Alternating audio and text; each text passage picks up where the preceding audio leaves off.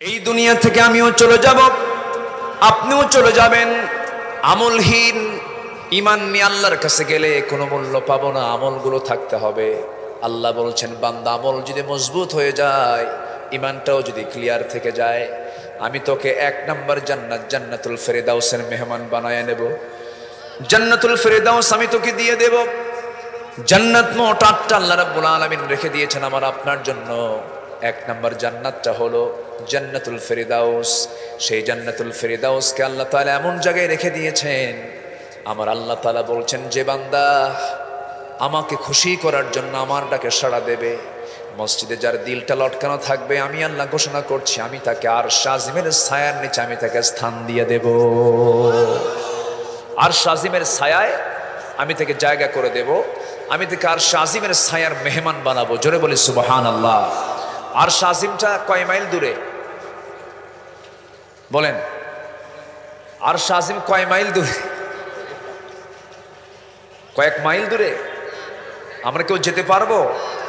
আল্লাহ বলছেন 7 শ্রেণী, যারা এই 7 শ্রেণী যারা এই আমলগুলো করবে, 7 শ্রেণীকে আমি আল্লাহ তাআলা আরশ আজিমের নিচে তাদেরকে ছায়া, আরশ আজিমের ছায়ার নিচে আমি তাদেরকে আশ্রয় দিয়ে দেব। আরশ আজিমের ছায়া যাওয়ার জন্য দুনিয়ার কোনো ফ্লাইট দিতে আপনি যেতে পারবেন না, দুনিয়ার কোনো যানবাহনে চড়ে আপনি সে জায়গায় যেতে পারবেন না। আমরা যেখানে বসে আছি, এখান থেকে আমরা সূর্যকে দেখতে পাচ্ছি। সূর্য কি কয়েক মাইল দূরে? সূর্য বড় না পৃথিবী বড়? বলেন। দেখতে দেখতে কি ছোট? ছোট কেন? দূরে আছে। এই সূর্য আল্লাহ তাআলা একটা সূর্য পৃথিবীতে রেখেছেন আলোকিত করার জন্য।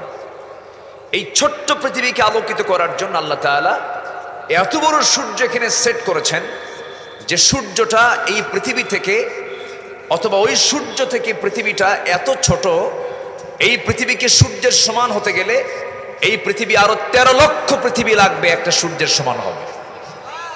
কয় লক্ষ পৃথিবী লাগবে? 13 লক্ষ পৃথিবী হবে, তখন হবে একটা সূর্যের সমান।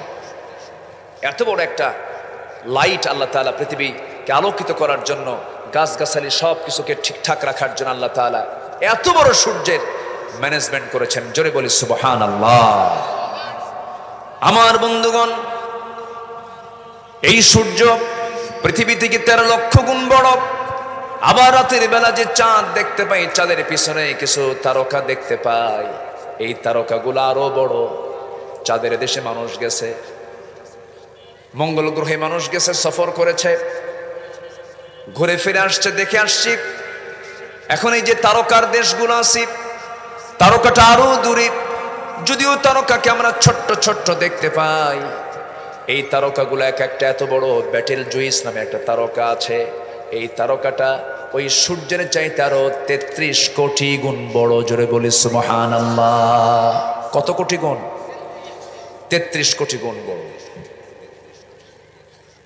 পৃথিবীর সবচেয়ে নিকটবর্তী তারকা হলো প্রক্সিমা সেন্ট্রাই। প্রক্সিমা সেন্ট্রাই নামক সেই তারকার দেশে যদি কোনো বান্দা যদি যেতে চায়, চাঁদের দেশ ঘুরলাম, মঙ্গল গ্রহ ঘুরলাম, একটু তারকার দেশে যাব, দুনিয়ার কোনো যানবাহন নিয়ে গেলে হবে না, তাকে যেতে হবে। যদি কেউ যেতে চায়, তাকে নভোযান থেকে খুঁজতে হবে। ঠিক আছে, নভোযান একটা হলো। বর্তমান দুনিয়ার সবচেয়ে দ্রুতগামী নভোযান হলো অ্যাপোলো 11। অ্যাপোলো 11-এর গতি হলো পার আওয়ার প্রতি ঘন্টায় 39,000 কিলোমিটার। 1 ঘন্টায় যায় 39,000 কিলোমিটার। এই গতিবেগে যদি কোনো বান্দা সে অ্যাপোলো 11-এ চড়ে যদি সেই পৃথিবীর সবচেয়ে নিকটবর্তী তারকার দেশ প্রক্সিমা সেন্ট্রায় যদি যেতে চায়, তার সময় লেগে যাবে 1,15,000 বছর মাত্র। যাবেন কারা কারা? হাত তোলেন।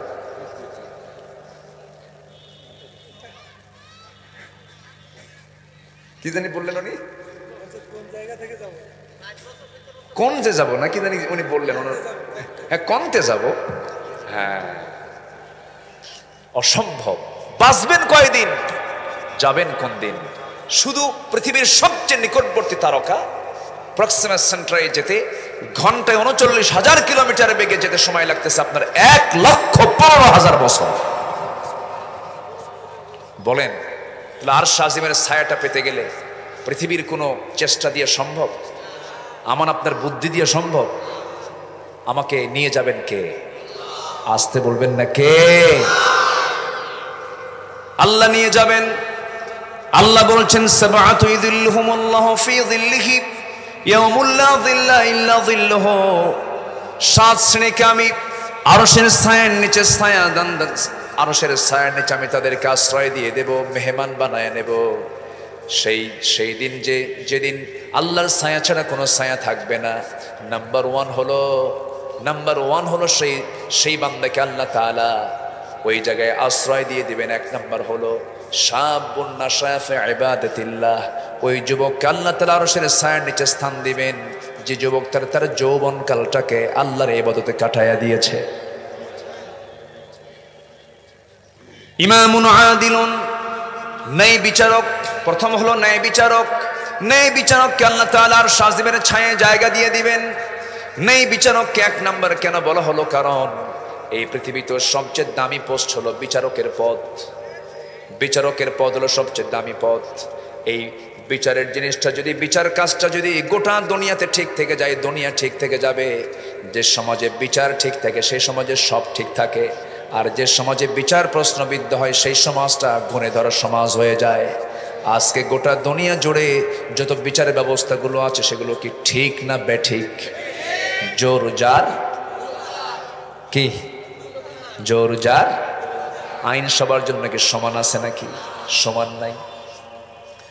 হজ করলেই বড় পরহেজগার হওয়া যায় না, দান করলেই বড় পরহেজগার হওয়া যায় না,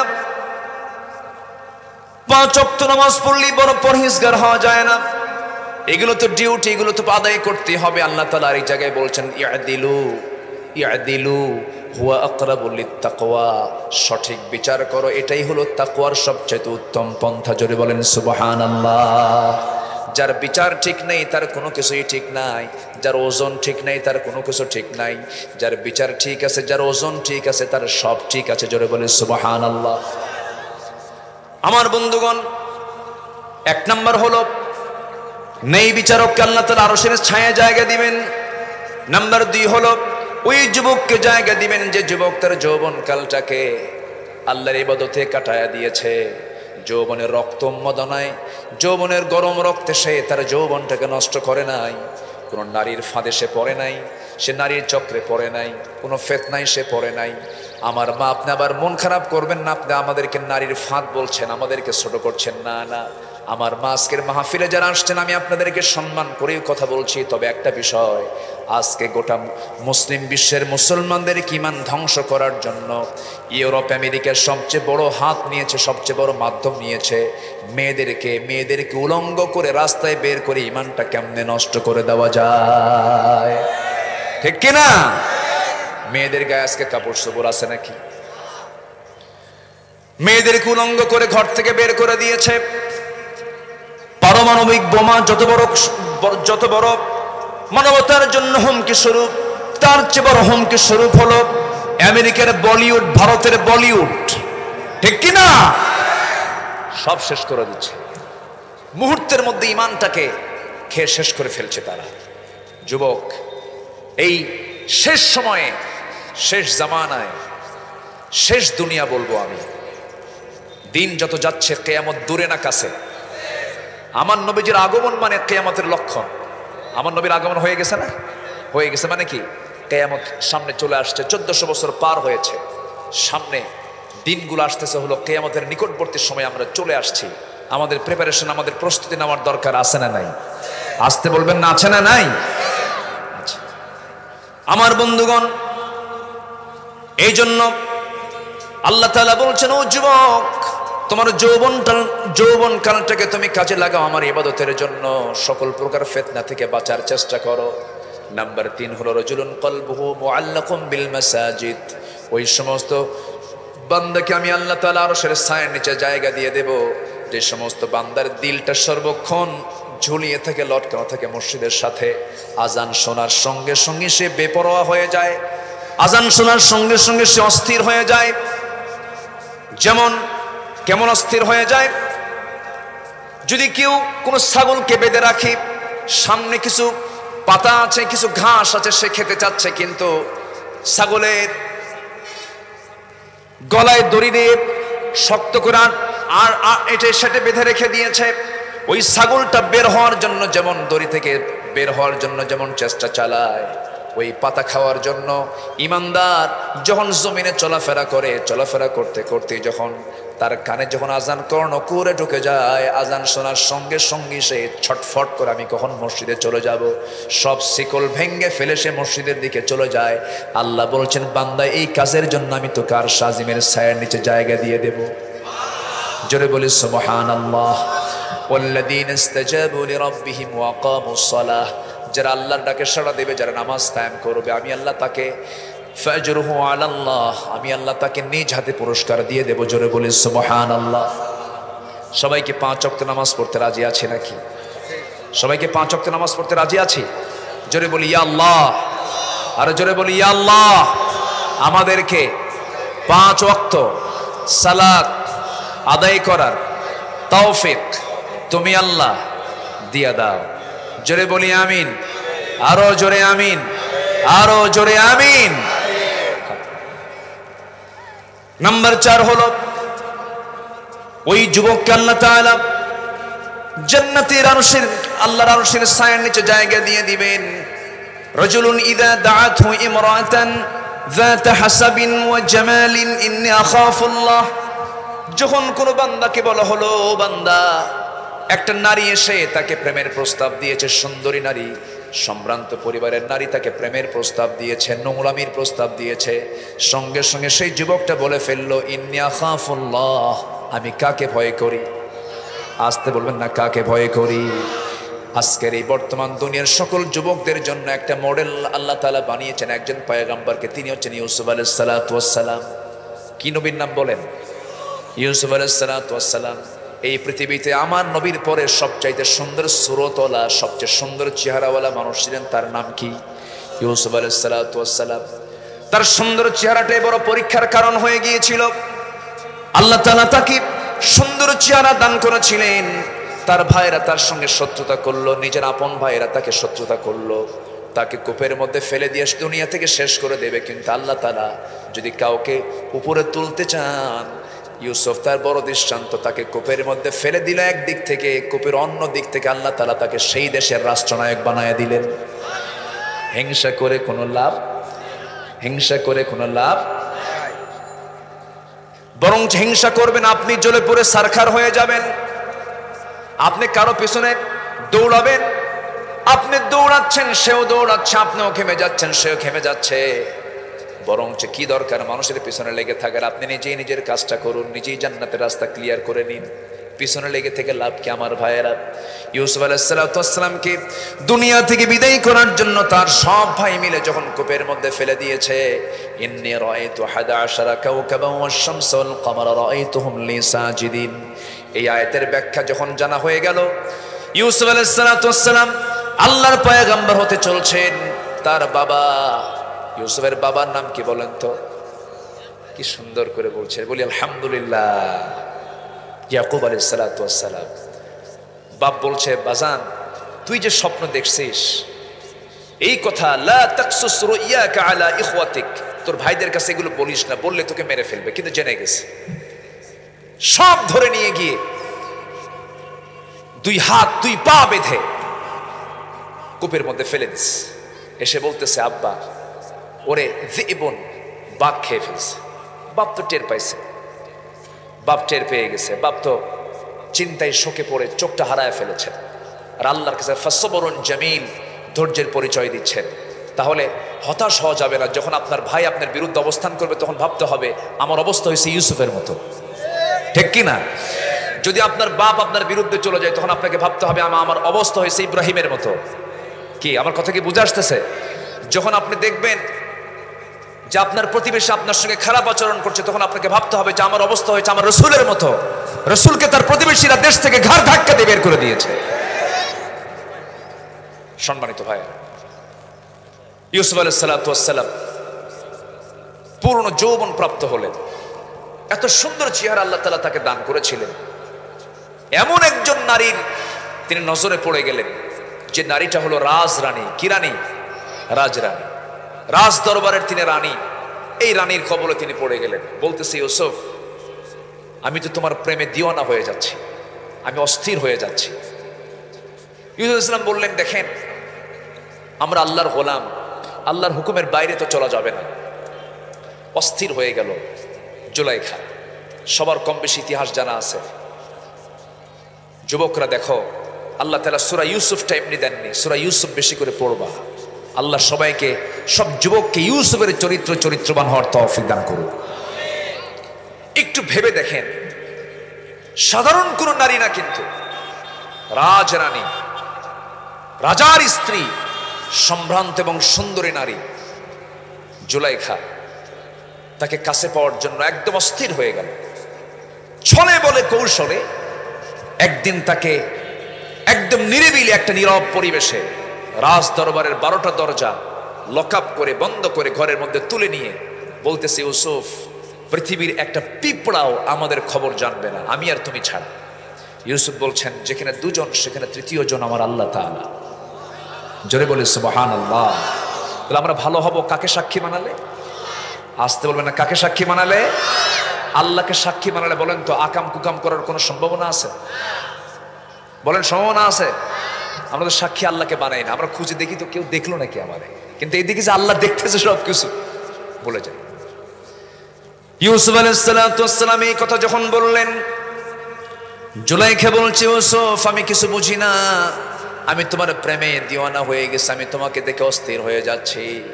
এখন তাফসীরে আসছে, জুলাইখা স্বামী থাকার পরেও তার দিকে এইরকম ঝুঁকে পড়ার কারণটা কি ছিল? কেউ কেউ ব্যাখ্যা করেছেন, তার স্বামী মিশরের আজিজ, সে ছিল খোজা মার্কা পুরুষ। কি মার্কা? খোজা মার্কা। বুঝতেছেন তো? পুরুষত্বহীন, তার পুরুষত্ব তার মধ্যে ছিল না, এটা একটা কারণ ছিল। কিছু কারণও তো থেকে যায়।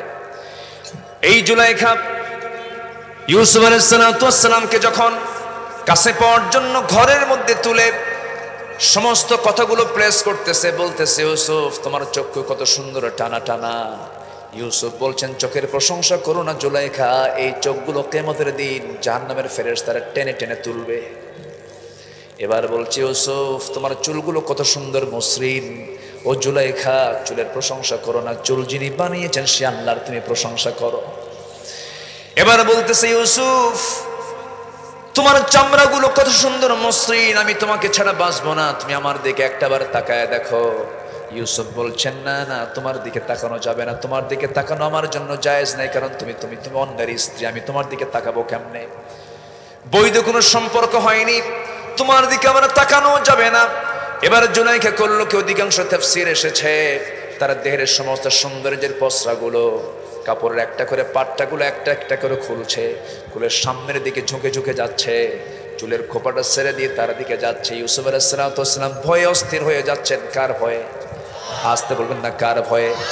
যখন কারো দিলের মধ্যে কোনো ভয় আসে, তার মধ্যে কি কোনো যৌন উত্তেজনা আসবে নাকি? কোনো কামোত্তেজনা আসবে নাকি? তার মধ্যে ভয় কাজ করছে, আল্লাহর ভয় কাজ করছে। কার ভয়ে বলেন? আল্লাহর ভয় কাজ করছে।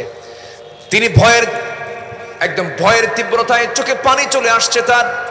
দেওয়ালে তার পিঠ ঠেকে গেছে, পিছনে হটতে হটতে আর হটতে পারছেন না, দেওয়ালে তার পিঠটা ঠেকে গেল।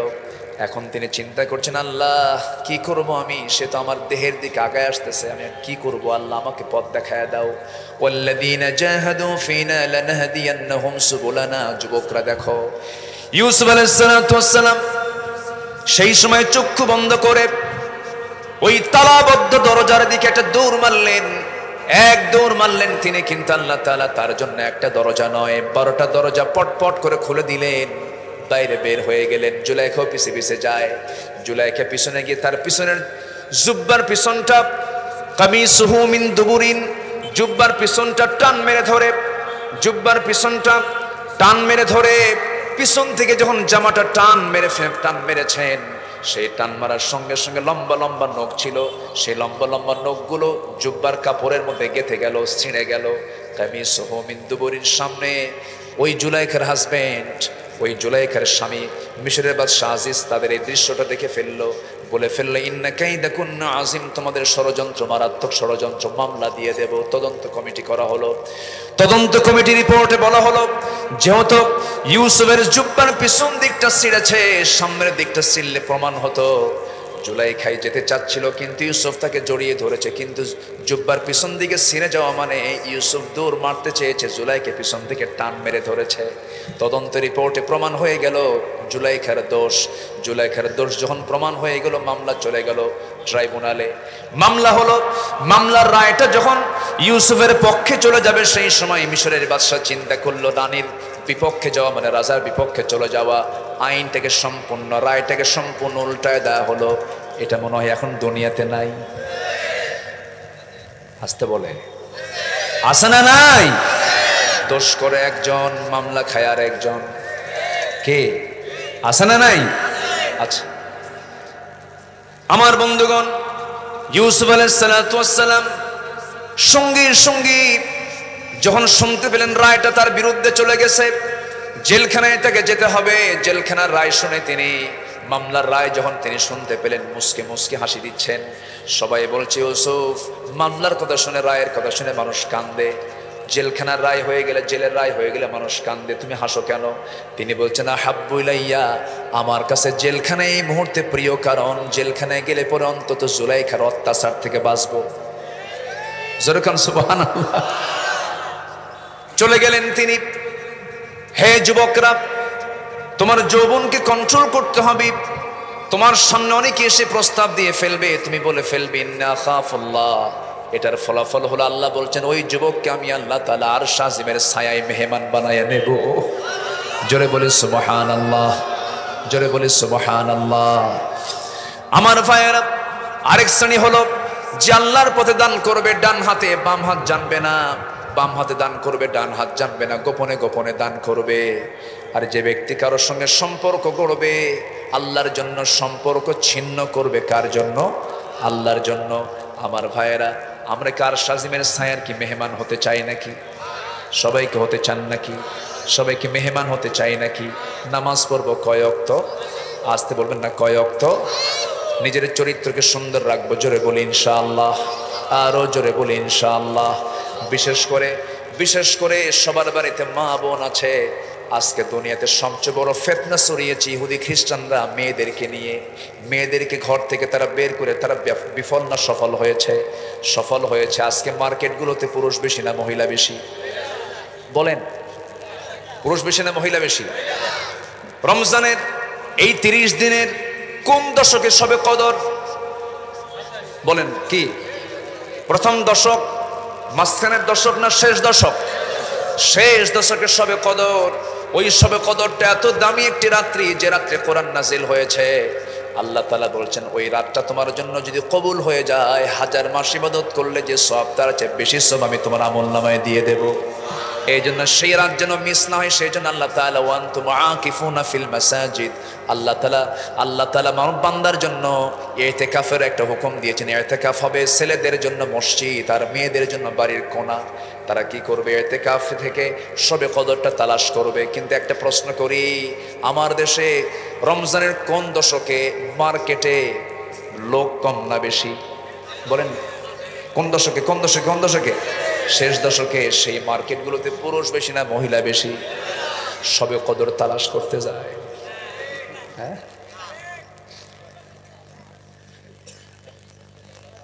কার মেয়ে যায়, কার বোন যায়, কার মা যায়, কার স্ত্রী যায়, সবটা আমার পরিবারের লোকজনই যাচ্ছে, আপনার পরিবারের লোকজনই যাচ্ছে। সবে কদর শেষ হয়ে গেল। এই রমজান আমার জীবনে কতবার এসেছে, আমি আমার জীবনকে কি চেঞ্জ করতে পেরেছি। এই জন্য আমার বন্ধুগণ, ইহুদিদের ফাঁদে কোনো পা দেওয়া যাবে না। ইহুদিরা আমাদের বন্ধু না, দুশ্মন। ইহুদিরা হলো চোর, ইহুদিরা হলো লোভী, ইহুদিরা হলো চরম প্রতারক। ইহুদিরা এমন একটি জাতের নাম যে ইহুদিরা অনেক পয়গম্বরকে পর্যন্ত হত্যা করেছে। যে ইহুদিরা পয়গম্বরকে হত্যা করতে পারে, তারা কি আমাদেরকে বন্ধু বানাতে পারে?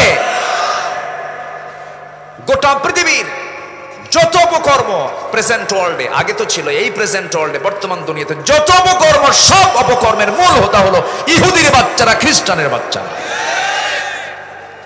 সব। ঈসা আলাইহিস সালাতু ওয়াস সালাম একদিন একটা সফরে বের হবে না, ইহুদি এসে বলে, ঈসা আমি তোমার সফর সঙ্গে হতে চাই। কাই তোমার আমার সঙ্গে তোমার নেওয়া যাবে না কেন? তোমার তো বাঁকা জাত। দেখেন আমি কিচ্ছু বলবো না, আপনি আমাকে সাথে নিয়ে যান, আমি তো আপনার সফর সঙ্গে হতে চাই। আচ্ছা ঠিক আছে, তো বাসা থেকে তুমি কিছু মাল সামানা নিয়ে আসো, কিছু শুকনো টুকনা খাবার নিয়ে আসো। সে বাসা থেকে কিছু মাল সামানা, কিছু শুকনো খাবার নিয়ে আসছে। ঈসা আলাইহিস সালাম তিনিও শুকনো খাবার কিছু নিয়েছেন, মাল সামানা নিয়েছেন, কাপড় চোপড় নিয়েছেন, ব্যাগ ভর্তি করে চলে যাচ্ছেন দুজন খ্রিস্টানের সাথে, কি বলে ইহুদির সাথে ঈসা আলাইহিস সালাতু ওয়াস সালাম। তো ইহুদি তার ব্যাগের মধ্যে 3টা রুটি নিছে। কয়টা রুটি? 3টা রুটি। এইদিকে আল্লাহর পয়গম্বর ঈসা আলাইহিস সালাতু ওয়াস সালাম তার ব্যাগের মধ্যে 1টা রুটি নিয়েছেন, রওনা দিয়েছেন।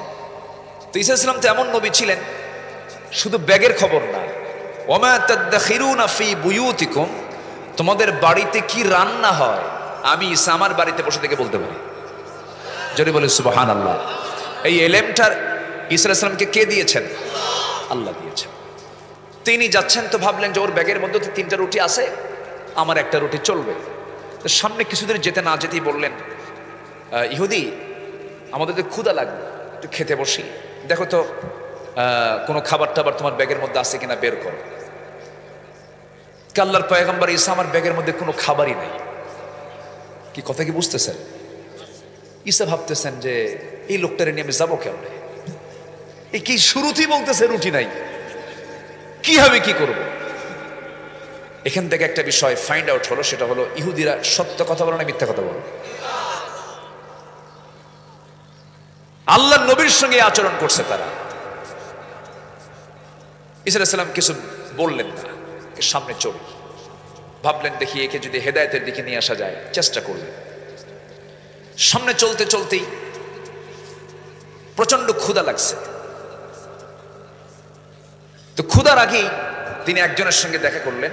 দেখা হলো এক অন্ধ মানুষ। কি মানুষ? অন্ধ মানুষ।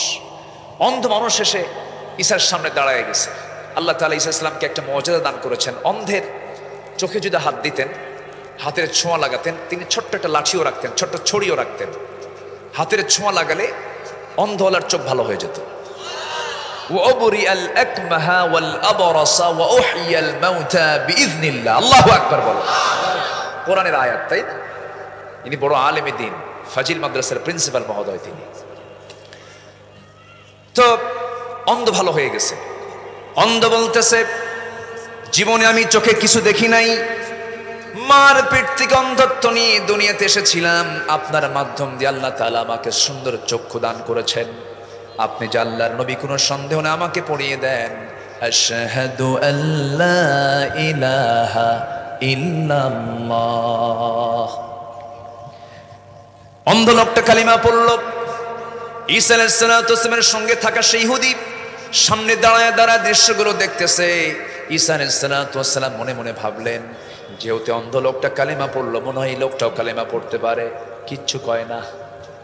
ঈসা আলাইহিস সালাম বললেন, শোনো, দেখো এই অন্ধর চোখ ছিল না, আল্লাহ তাআলা আমার কুদরতে, আমার মুজিজার মধ্য দিয়ে, আল্লাহর ফয়সালার মধ্য দিয়ে লোকটা চক্ষুওয়ালা হয়ে গেছে, সেও কালিমা পড়লো। আচ্ছা একটা প্রশ্ন করি, আমার সফরের সঙ্গী ইহুদি, তোমার ব্যাগের মধ্যে কোনো রুটি টুটি আছে নাকি? ইহুদি কয় নাই। কি কথা কি বুঝতেছেন? ঈসা আলাইহিস সালাতু ওয়াস সালাম সামনের দিকে রওনা করলেন। সামনে পেলেন একজন বোবাকে। বোবা মানে হলো সে কথা বলতে পারে না, কানেও শুনতে পারে না। যে ব্যক্তি বোবা হয় তার কানটাও অচল থাকে, কানও অচল, কথাটাও তার অচল, সে কথাও বলতে পারে না। সামনে যখন দাঁড়ায় গেছে, ঈসা আলাইহিস সালাতু ওয়াস সালাম তার হাতের ছোঁয়া লাগায় দিলেন, ছোট্ট লাঠির ছোঁয়া লাগায় দিলেন, ফু দিয়ে দিলেন। সে বোবা ভালো হয়ে গেল, কথা বলা শুরু করলো, কানটাও তার ভালো হয়ে গেল। সঙ্গে সঙ্গে বোবা বলছে, আপনি আল্লাহর পয়গম্বর, কোনো সন্দেহ না, আমাকে কালেমা পড়ায় দেন। কালেমা পড়ে সে মুসলমান হয়ে গেছে। এবার ঈসা আলাইহিস সালাতু ওয়াস সালাম মনে মনে ভাবলেন, এত বড় মুজিজা দেখলো, মনে হয় এর দিলটা খুলতে পারে। কোনো কথা নাই। শেষ পর্যন্ত ঈসা আলাইহিস সালাতু ওয়াস সালাম বললেন, দেখো এই বোবা লোকটা কথা বলতে পারতো না, কিছু শুনতে পারতো না, আল্লাহর কত বড় কুদরত, আমার মুজিজার প্রকাশের মধ্য দিয়ে সেই লোকটা কালিমা পড়ে মুসলমান হয়ে গেছে। তার বাক শক্তি ফিরে পেয়েছে, শ্রবণ শক্তি ফিরে পেয়েছে। সে আল্লাহর নামের কসম করে সত্যি করে বলো তো, তোমার ব্যাগের মধ্যে কোনো রুটি আছে নাকি? নাই। কি বুঝতেছেন কি? তাহলে এরা কি সত্যবাদী না মিথ্যাবাদী? শুধু বাঁকা না মহাবাঁকা? শুধু বাঁকা না মহাবাঁকা? ঈসা আলাইহিস সালাম সামনের দিকে চলতে লাগলেন। চলতে চলতে প্রচন্ড ক্ষুধা লাগছে, ব্যাগ থেকে রুটিও বের করে না। ঈসা আলাইহিস সালাম এবার একটা রাখালকে পেলেন, রাখালকে ডাক দিয়ে বলছেন, রাখাল একটা ছোট্ট সাগি দাও তো। সাগি দেওয়া হলো, দয়া হলো, রাখালটা সাগি দিয়ে দিল। সেই ছাগলটা নিয়ে জব করলেন। জব করার পরে সেই ছাগলের গোশত নিয়ে রান্না বান্না হয়ে গেল। রাখালকে বলা হলো, রাখাল সুন্দর করে রান্না বান্না করে ফেললো। ঈসা আলাইহিস সালাম এবার ওই সফর সঙ্গী ইহুদিকে নিয়ে বলতেছে, আমরা সবাই খেয়ে নাও। তিনজন মিলে সেই ছাগলটা খেয়ে নিলেন। খাওয়ার পরে বললেন যে তোমরা খাদ্যগুলো খেয়েছো, যে হাড়গুলো ফেলে দিয়েছো, সে হাড়গুলো সামনে জমা করো। জমা করা হলো। এবার ঈসা আলাইহিস সালাম তিনি মুখের ফোঁ দিয়ে দিলেন, হাতের ছোঁয়া লাগায়া দিলেন, ছোট্ট ছড়ির ছোঁয়া লাগায়া দিলেন। সেই হাড় থেকে জীবন্ত ছাগল হয়ে আবার ছাগল পারে ছাগলটা রওনা দিল। রাখালটা আশ্চর্য হয়ে গেল, নবীর মুজিজা প্রকাশ পেয়ে গেল। সঙ্গে সঙ্গে ঈসা আলাইহিস সালামের হাত ধরে এবার রাখাল বলে ফেললো, আশহাদু আল্লা ইলাহা ইল্লাল্লাহ ওয়াহদাহু লা শারীকা লাহ। কালেমা পড়ে মুসলমান হয়ে গেল। ঈসা আলাইহিস সালাম চুপ মেনে থাকলেন। তিনি ভাবলেন এবার মনে হয় খাইছে কিছু, এবার হতে পারে কিছু কাজ। কিন্তু খাওয়া দাওয়া করেও কোনো কাজ হলো না, ছাগল খাইছে তাও কাজ হলো না। ঈসা আলাইহিস সালাম বললেন, শোনো আমার সফর সঙ্গী, আমার সঙ্গে লম্বা সফর বের হয়েছে, এতক্ষণ ধরে কত কি দেখতে পেলে, এবারে তো দেখতে পেলে, দেখো ছাগলটাও খেলাম, আবার ছাগলটা তাজা হয়ে ছাগল পালে চলে গেল, তোমার পেটটাও ভরলো। যে আল্লাহ তাআলা আমাকে এমন মর্যাদা দান করেছেন, সে আল্লাহর নামের কসম করে সত্যি করে বলো তো, তোমার ব্যাগে রুটির খবরটা কি? কয় নাই। কি কথা কি বোঝা যাচ্ছে?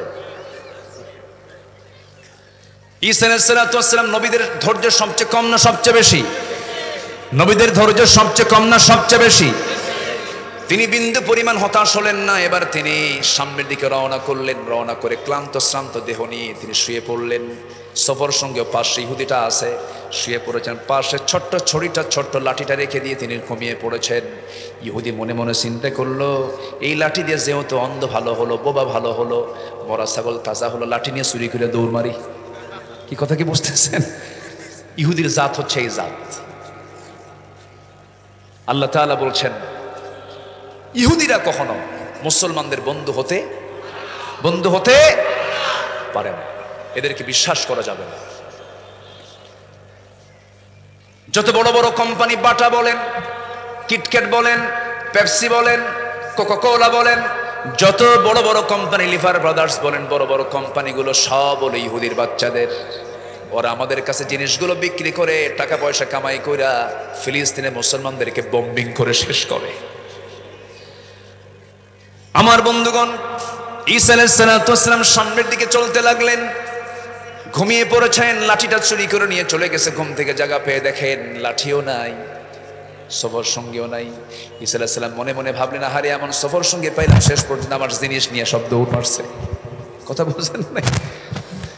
এখন ইহুদি মনে মনে চিন্তা করলো, এই লাঠি দিয়ে অনেক কিছু আমার করতে হবে, এই ছড়ি দিয়ে আমাকে অনেক কিছু করতে হবে। হঠাৎ করে শুনতে পেল রাজা সাহেব অসুস্থ। ওই দেশের যে রাজা, সে অসুস্থ, কোনো চিকিৎসায় কাজ হচ্ছে না। রাজা মশাইয়ের দরবারে গিয়ে ইহুদি গিয়ে বলতেছে, উজিরকে বলতেছে, উজির শোনো, তোমাদের রাজার যে অসুখটা হয়েছে, আমি এমন একজন ডাক্তার, শুধু আনাকুম যাবো আর আসবো, রুগী ভালো হয়ে যাবে। দেখছেন, মানে সব দেখছে যে। এবার বলছে, ঠিক আছে আসো, রাজার যদি অসুস্থ হয়ে যেত তাহলে তোমার কিন্তু খবর আছে। রাজার সামনে গিয়ে আস্তে করে বসছে।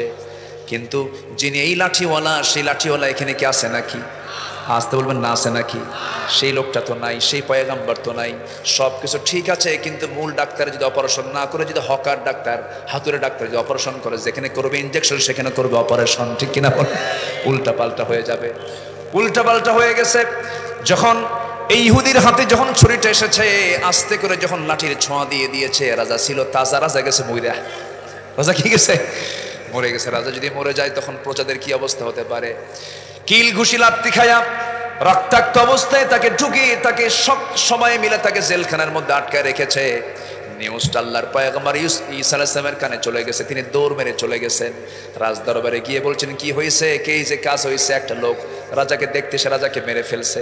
ঈসা আলাইহিস সালাম বললেন, শোনো, আমি আল্লাহর পয়গম্বর ঈসা আলাইহিস সালাম, আল্লাহ তাআলা আমাকে ওয়াবরিয়াল আকমাহা ওয়াল আবরাসা ওয়া উহিয়াল মাউতা বিইذনিল্লাহ, আল্লাহ আমাকে মৃত্যু থেকে জিন্দা করার জন্য যে শক্তি আল্লাহ তাআলা, সেই তৌফিকটা আল্লাহ তাআলা আমাকে দান করেছেন, সেটা কার নির্দেশে হয়? আল্লাহর নির্দেশে হয়। রাজার সামনে দাঁড়ালেন, আস্তে করে যখন বলেন কুম বিইذনিল্লাহ, আল্লাহর নির্দেশে দাঁড়িয়ে যাও, সে দাঁড়ায় গেছে। ঈসা আলাইহিস সালাম কোন কবরবাসীর সামনে গিয়ে যখন বলতেন কুম বিইذনিল্লাহ, আল্লাহর নির্দেশে দাঁড়ায় যাও, এই জন্য তাকে বলা হয় ঈসা রূহুল্লাহ। ঈসা রূহুল্লাহ, কবরবাসী দাঁড়ায় যেত। রাজ দরবারের সমস্ত কর্মচারী, কর্মকর্তা, রাজা, উজির সব কালিমা পড়ে মুসলমান হয়ে গেছে। এবার বলছে আল্লাহর পয়গম্বর আপনি কি চান? যা চান চাই দেব।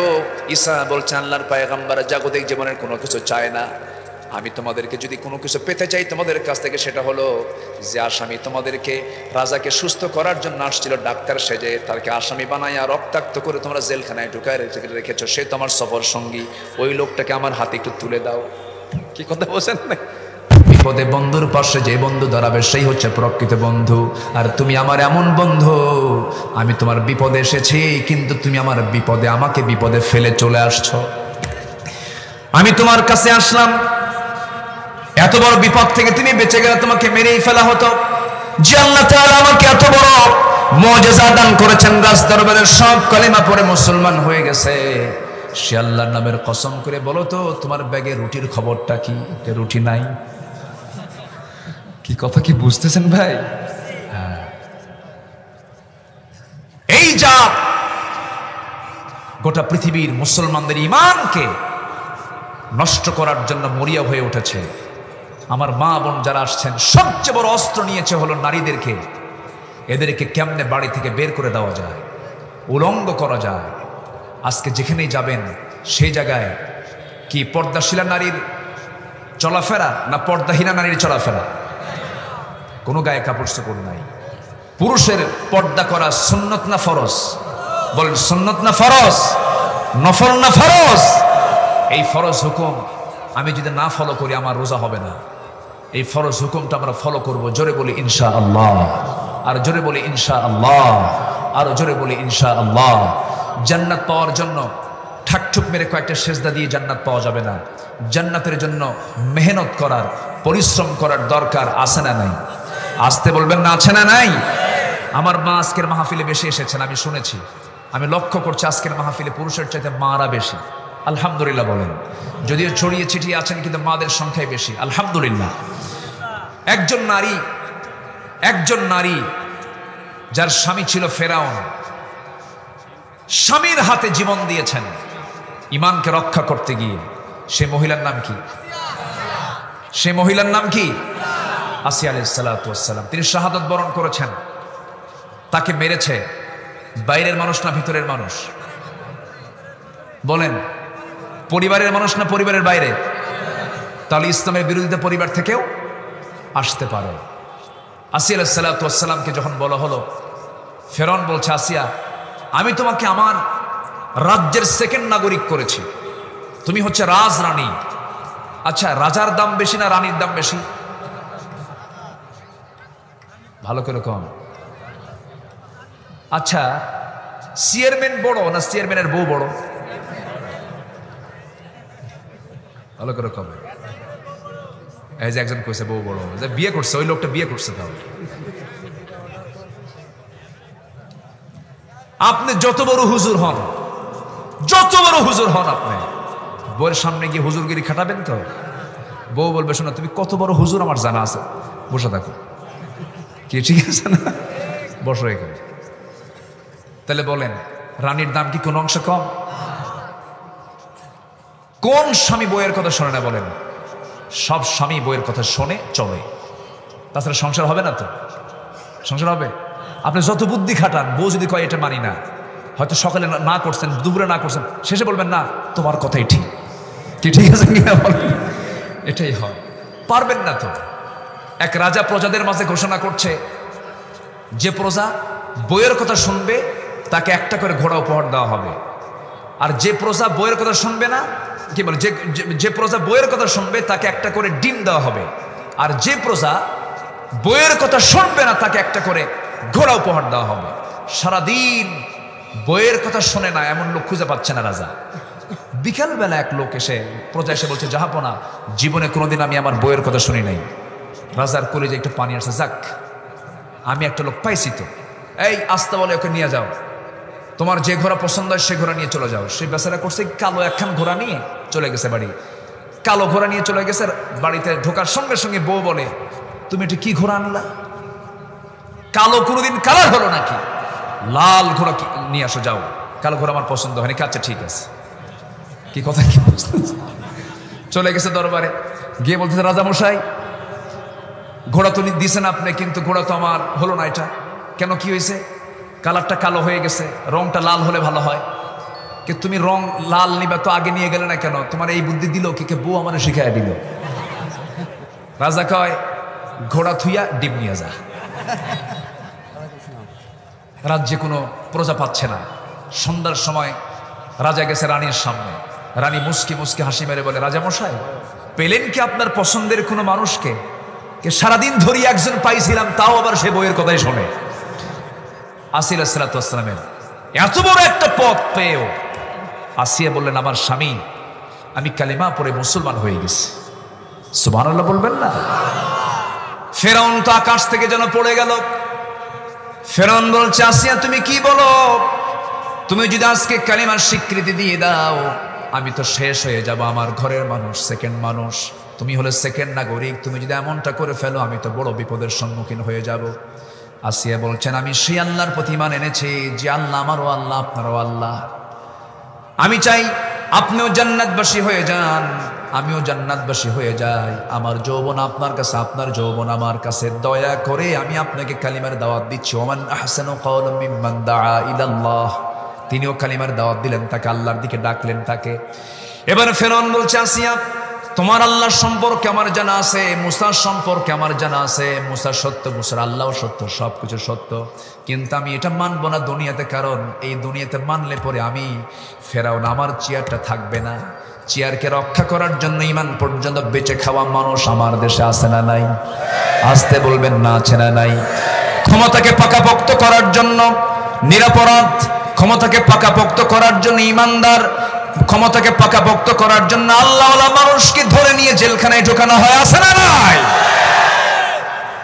সৌদি আরবে কাবা শরীফের ইমাম জুমার খুতবায় কনসার্টের বিরুদ্ধে কথা বলেছেন। শুধু অর্ধেক কথা বলেছেন, আর অর্ধেক কথা বলতে পারেন নাই। এমন সময় খুতবার মধ্যে পুলিশ ঢুকায় দিয়ে তাকে ধরে নিয়ে জেলখানায় ঢুকায় দিয়েছে। এই সমস্ত অপকর্মের সঙ্গে যারা জড়িত, তারা মুসলমান পরিবারের সন্তান হতে পারে, কিন্তু তাদের মধ্যে লুকানো হচ্ছে মুনাফিকদের রক্ত, ঠিক কিনা? ওই মুনাফিকদের বিরুদ্ধে মোকাবেলা করার দরকার আছে না নাই? রাজি আছেন কারা কারা? হাত উঁচু করে দেখান মুসলমান।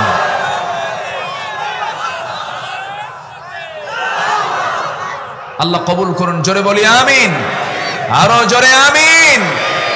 সম্মানিত ভাইয়েরা, সম্মানিত বন্ধুগণ, আসিয়া আলাইহিস সালাম বলেন, স্বামী আমার, আমি আপনাকে ভালোবাসি, আপনি আমার স্বামী, আমি আপনার স্ত্রী, আপনি আমাকে ভালোবাসেন, কিন্তু এই ভালোবাসা টিকবে না। কেন?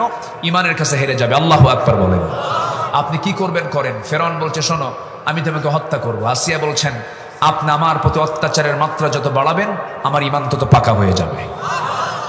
শেষ পর্যন্ত অনেক লম্বা কথা, জুলাইখাকে কি বলে, আসিয়া আলাইহিস সালামকে দুনিয়া থেকে বিদায় করার জন্য জল্লাদ রেডি করা হলো। জল্লাদ করাত নিয়ে তার সামনে হাজির হয়ে গেছে। করাত তার মাথায় ঠেকিয়ে দিচ্ছে। বলা হচ্ছে, আসিয়া, এখনো সময় আছে, তোমার পরিবার তছনছ হয়ে গেল, তোমার মান সম্মান সব চলে গেল দুনিয়াতে, তোমাকে মেরে ফেলা হচ্ছে, এখনো কি করবা বলো? আসিয়া বলছেন, আমার আল্লাহ তাআলা আমার নাকের মধ্যে জান্নাতের ঘ্রাণ ঢুকিয়ে দিয়েছে। আমরা কি চাই? দুনিয়া চাই না জান্নাত চাই? দুনিয়া চাই না জান্নাত চাই? দুনিয়া হলো ক্ষণিক নিবাস, ক্ষণিক আবাস, আর জান্নাত হলো স্থায়ী আবাস। যেরকম সুবহানাল্লাহ। আমি ক্ষণিকের চিন্তা করবো না, স্থায়ী চিন্তা করব। দুনিয়াতে একটা বাড়ি করতে নিয়েও ভাবি যে টিন টিন তো কানাকুনা হয়ে যায়, একটা ছাদ দিতে পারলে ভালো হয়, কি স্থায়ী চিন্তা করি না? তো তেমনি আমাদের স্থায়ী চিন্তা করার দরকার আছে না নাই? দুনিয়ার চিন্তা করবো না, জান্নাতের চিন্তা করবো আমরা। জান্নাতের চিন্তা করতে গেলে আসিয়ার মতো চিন্তা করতে হবে। দেখেন, তিনি তার রানীর পথ ছেড়ে দিলেন, দুনিয়ার সমস্ত নাজ নিয়ামত ছেড়ে দিলেন। আসিয়া আলাইহিস সালাম সর্বশেষ বলে ফেললেন, আমার স্বামী, আপনি যা করবেন আমি তাতেই রাজি আছি। করাত তার মাথার কাছে নিয়ে এসেছে। আসিয়া সে সময় চোখের পানি ফেলে কার কাছে চাচ্ছেন? আল্লাহর কাছে। সেই দোয়াটা আল্লাহ রাব্বুল আলামিন কোরআনে কারীমের মধ্যে কোট করে দিয়েছেন। কি সুন্দর দোয়া আমার মা আমার ভাইরা সবাই মনোযোগ দিয়ে শুনুন। রব্বি বিনিলি ইনদাকা বাইতান ফিল জান্নাতি ওয়া নাজ্জিনি মিন ফিরআউনা ওয়া আমালিহি। আয় আল্লাহ তাআলা তুমি আমার জন্য বানিয়ে দাও ইনদাকা তোমার কাছে বাইতান একটা ঘর ফিল জান্নাত জান্নাতের মধ্যে তুমি আমার জন্য এমন একটা ঘর দিবা, একটা ছোট্ট ঘর দিবা, সেই ঘরটা যেন তুমি আল্লাহ তোমার কাছে হয়। তোমার ঘরের যে দেওয়ালটা আছে, তোমার আরশ আজিমের যে দেওয়ালটা আছে, সেই দেওয়ালের সঙ্গে যেন আমার সেই ছোট্ট ঘরটা হয়। এবং ফেরাউন থেকে তুমি আল্লাহ আমাকে বাঁচায়া দাও। আসিয়া কি সুন্দর দোয়া করলেন, আল্লাহকে এত কাছে টেনে নিয়েছেন। আল্লাহ আমি তোমার প্রতিবেশী হতে চাই, দুনিয়াতে থাকতে চাই না, আমি দুনিয়া থেকে বিদায় নিতে চাই। আল্লাহ তাকে কবুল করলেন, এমন সুন্দর দোয়া করলেন তিনি। তার কিতাব ছিল তাওরাত কিতাব, আর তার দোয়াটা স্থান পেয়েছে 4000 বছর আগের দোয়া। সেই দোয়াটা স্থান পেয়েছে 1500 বছর আগে নাজিল হওয়া কোরআনের ভিতরে। যেরকম সুবহানাল্লাহ। আমার ভাইরা আমার মারা যারা আসছেন, মেহেরবানি করে আমরা স্থায়ী চিন্তা করব, আখিরাতের চিন্তা করব। আল্লাহ তুমি আমাদের সবাইকে দ্বীনের জন্য কোরআনের জন্য কবুল করে নাও। আগামী রমজান হবে কোরআন শেখার রমজান, জোরে বলি ইনশাআল্লাহ। আমরা কোরআন পড়া শিখবো, জোরে বলি ইনশাআল্লাহ। 5 ওয়াক্ত নামাজ পড়বো, জোরে বলি ইনশাআল্লাহ। অনেক কথা, কিছু কিছু কথা আমি সব দিক থেকে সার্বিকভাবে বলার চেষ্টা করেছি। আল্লাহ তুমি আমাদের সবাইকে আমল করার তৌফিক দিয়ে দাও। আলোচনা এখন আমরা শেষের দিকে যাচ্ছি, দোয়া হবে। একটু মেহেরবানি করে জি, একটু মেহেরবানি করে একটু বসুন। জি, একটু মেহেরবানি করে একটু বসুন, আমরা আল্লাহর কাছে চাবো। দোয়া করবেন না? হ্যাঁ জি, সবাই বসেন। বলে সবাই বলে সুবহানাকা আল্লাহুম্মা ওয়া বিহামদিকা আশহাদু আল্লা ইলাহা ইল্লা আনতা আস্তাগফিরুকা ওয়া আতুবু ইলাইকা। চিৎকার মেরে বলি, ইয়া আল্লাহ আমার জীবনের সগীরা কবীরা, ছোট বড় সব গুনাহ তুমি আল্লাহ মাফ করে দাও। জোরে বলুন ইয়া রাব্বাল আলামিন। নামাজের মতো করে বসি। আমি খুবই আনন্দিত হয়েছি যে আজকের মাহফিলে এই হাজার হাজার মানুষ এই সময় হাজির হয়েছেন। আল্লাহ তুমি মাহফিলকে কবুল করে নাও। আল্লাহ যা করেন মনে হয় ভালোর জন্যই করেন। আমি গত রাতের মাহফিল, আমাকে কমিটি বলেছে হুজুর আপনি একটু বৃষ্টির জন্য দোয়া করেন। গতকালকে আমি রাতে বৃষ্টির জন্য দোয়া করছি, তো ওই এলাকায় যেখানে মাহফিল ছিল বললো হুজুর আপনি যাওয়ার পরপরই বৃষ্টি শুরু হয়ে গেছে। তো এখন এখানেও একজন কইছে হুজুর বৃষ্টির জন্য দোয়া করেন, তো ওইদিকে তো মেঘ শুরু হয়ে গেছে আবার দেখতেছি। জি, বৃষ্টিরও দরকার, মাহফিলেরও দরকার। মাহফিলও হবে, বৃষ্টি হবে। বৃষ্টি এমন সময় হবে যে সময় মাহফিল নাই, ঠিক আছে না? আল্লাহ তুমি এমন সহজ করে দাও, জোরে বলি আল্লাহুম্মা আমিন।